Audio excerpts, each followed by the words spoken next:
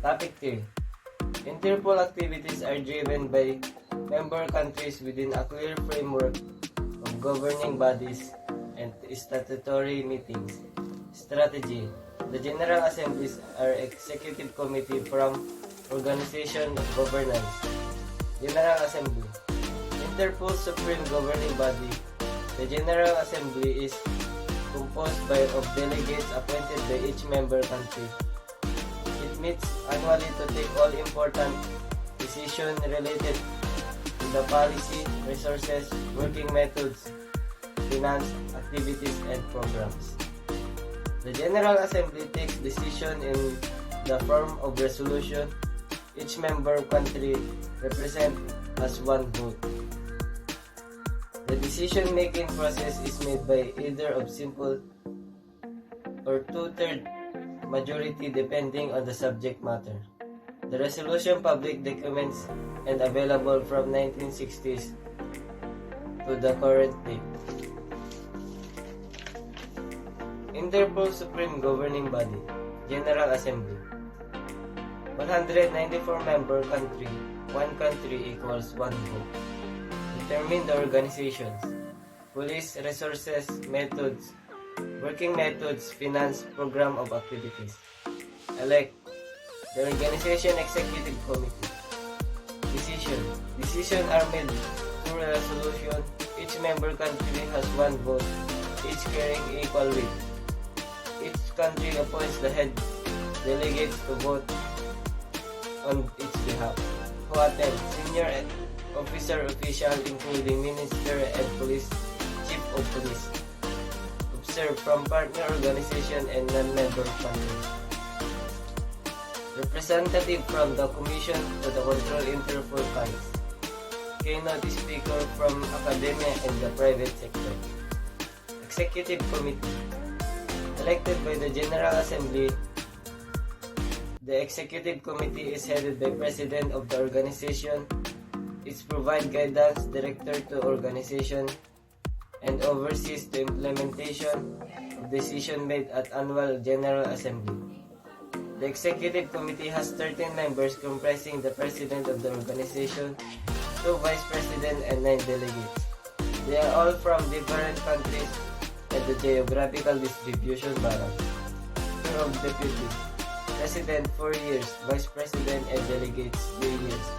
They are not immediately eligible for resolution either to the same post or as delegates to Executive Committee.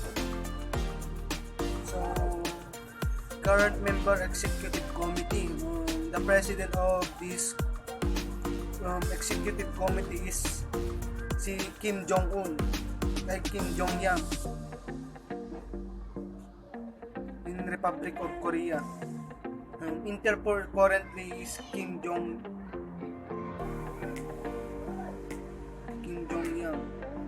who was elected in 87th General Assembly in Dubai in November 2018.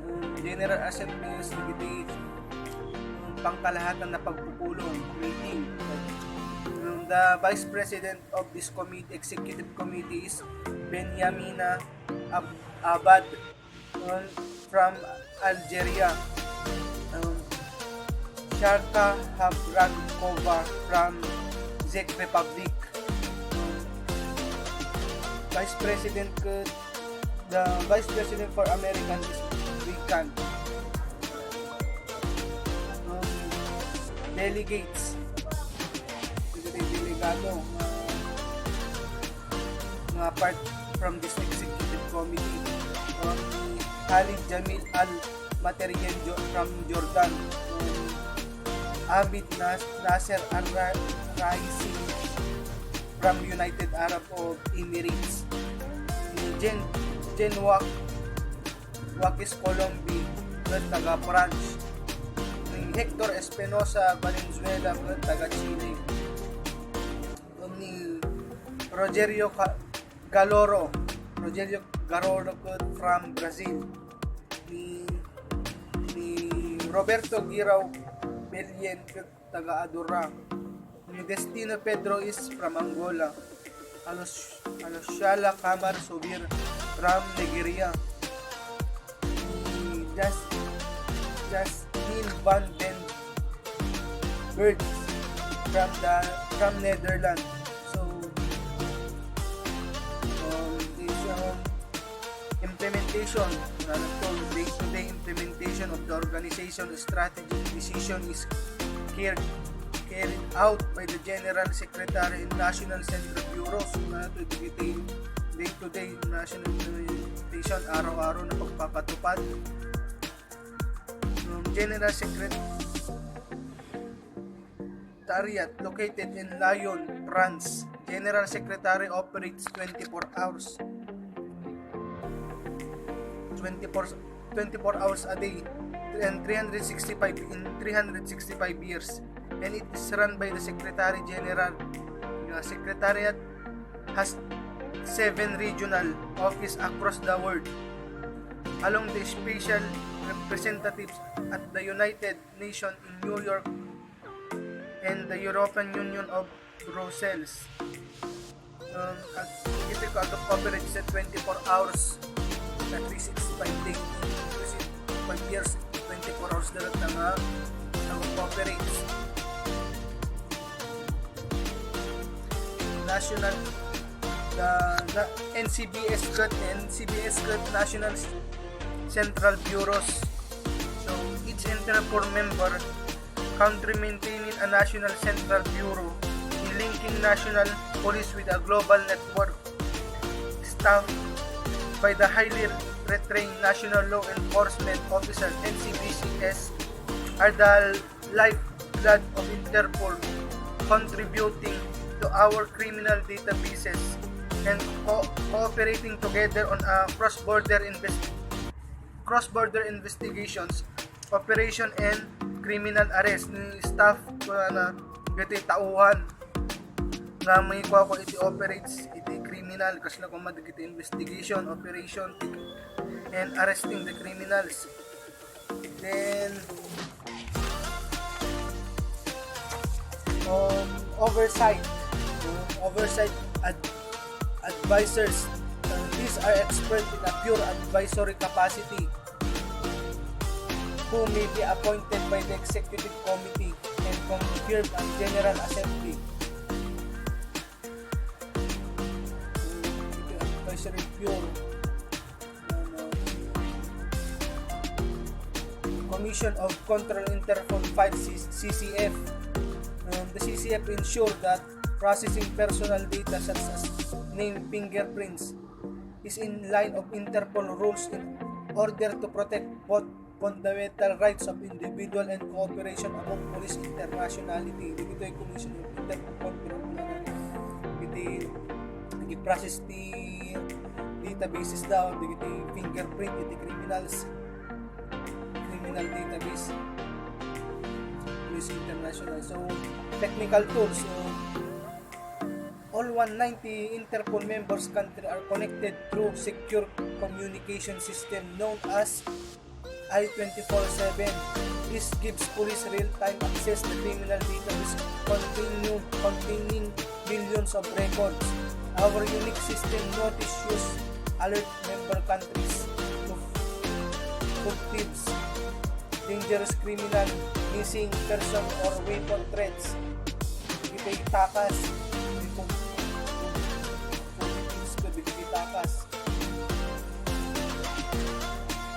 24 hours response. Our command coordination center in operation around the clock and serve as a first point of the contract for a member country faced with a crisis situation. We can deploy specialized response team to the scene of serious crimes, disaster, to assist the security preparations for a major international event. Dagiti agi deploy da iti crisis kuma dagiti disaster na may deploy da. Investigative skills. Forensic experts provide target support to member countries in the areas of fingerprint, DNA analysis, and disaster victim identification. Criminal investigation ay sinubaybayan at pinag-aaralan ng mga analista ang impormasyong nauugnay sa mga tukoy na lugar ng krimen at mga organisasyong kriminal at ipapaalam sa mga kasaping bansa tungkol sa mga umuusbong na mga trends and patterns. Police training. We are committed to building the capacity of police around the world through training sessions and our online learning center.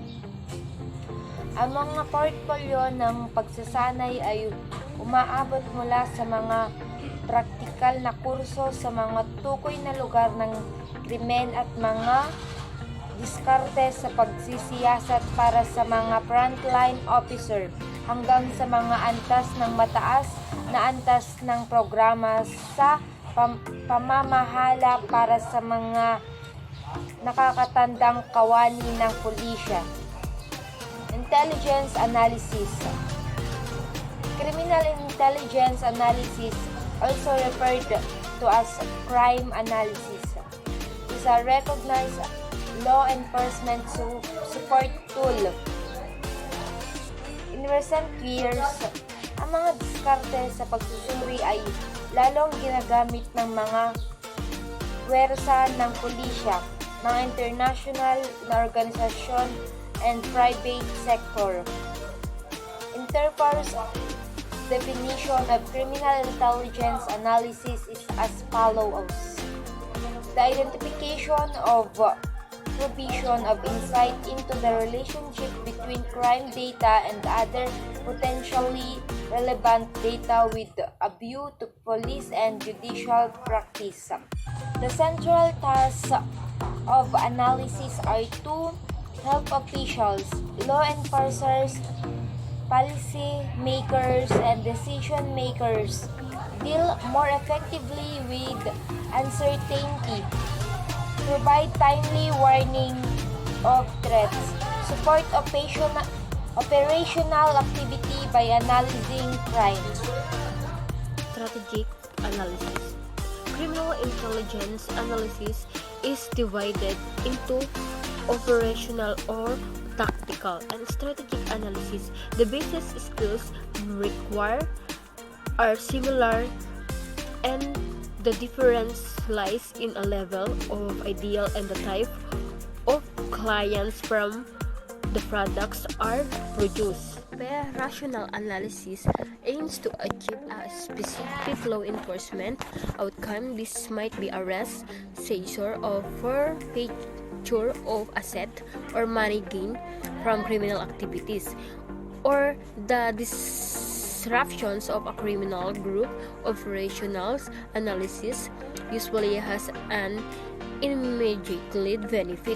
Strategic analysis is intended to inform higher level decision making, and the benefits are realized over the longer term. It is usually aimed at manager and policy makers rather than individual investigators.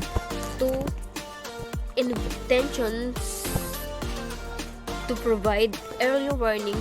At Interpol, our criminal analysis provide both operational and strategic analytical support to units focusing or specialized crime areas and to our member countries, as well as provided training and consultancy in analytical math. Interpol Manila, 1961-1993, NBI Taft and Avenue, Manila, 1993 to 1999, PNP Camp Crim, Quezon City, by virtue of MU number 92, dated February 14, 1993, by Fidel V. Ramos. 1999 President, PCTC, by virtue of UO 62 as amended by EO 100. Executive Order 62, creating the Philippine Center on Transnational Crime to formulate and implement a concerted program of actions of law enforcement, intelligence, and control of transnational crime. Executive Order Number 100 dated 7 May 1999 is strengthening the operational, administrative, and information support system of the PCTC. These executive orders the strengthening of operational, administrative, and information support system and capacity of PCTC, plus placing the following agencies, offices, instrumentalities are of under the general supervision and control of the center of the NACAHD, the National Actions Community on Anti-Hijacking and Anti-Terrorism, Interpol NCB, Manila, police attaches of the PNP, and political attaches consular for security matters of the DIMG. Philippine Center of Transnational Crimes, PCTC, which houses Interpol Manila, is the national law enforcement agencies which carries investigations beyond the borders of the Philippines. Its priority crimes areas include, example, the illicit trafficking or narcotic drugs and psychotropic substances, money laundering, terrorism, arms smuggling, trafficking in person, piracy, and any crime which impacts the stability and security of the Philippines. The PCTC coordinates all transnational crime operations carried by the other government agencies of the Philippines. It designed new projects to strengthen the country's combined response and ensure the efficient exchange of information. The PCTC recommends a way to better prevent transnational crime and to detect and apprehend criminals operating across borders. A central database of national and international legislation underpins this recommendation. Activities are reinforced through training programs delivered in cooperation with national government agencies, other countries, and international organizations.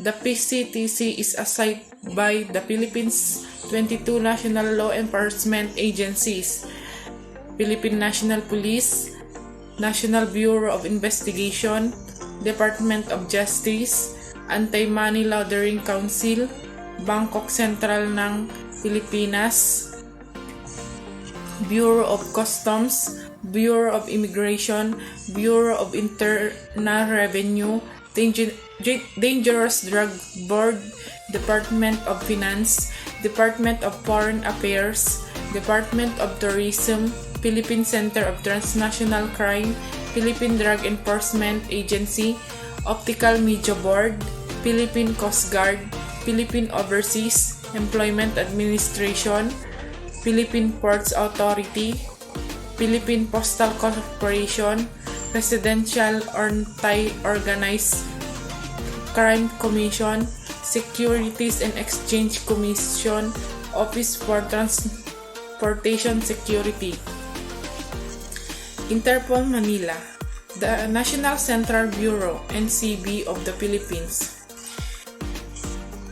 It is an interministerial entity which is not part of the Philippine National Police but instead is directly attached to the Office of the President, such as it benefits from direct access to the service of law enforcement agencies in the Philippines.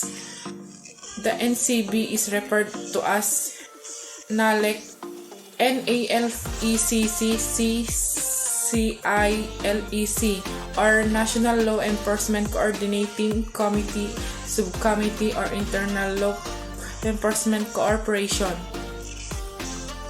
Interpol Manila is an integral part of the PCTC. Its mission is to serve as the liaison office and main coordinating law enforcement activities relating to transnational crime affecting the Philippines. Operating and maintaining an operations center to serve as the focal point for the international cooperation or transnational crime for all law enforcement agencies in the Philippines, acting as a NALECC subcommittee in the monitoring of crime and activities which threaten national security and economy. Interpol Manila works around the clock and uses English as the main working language.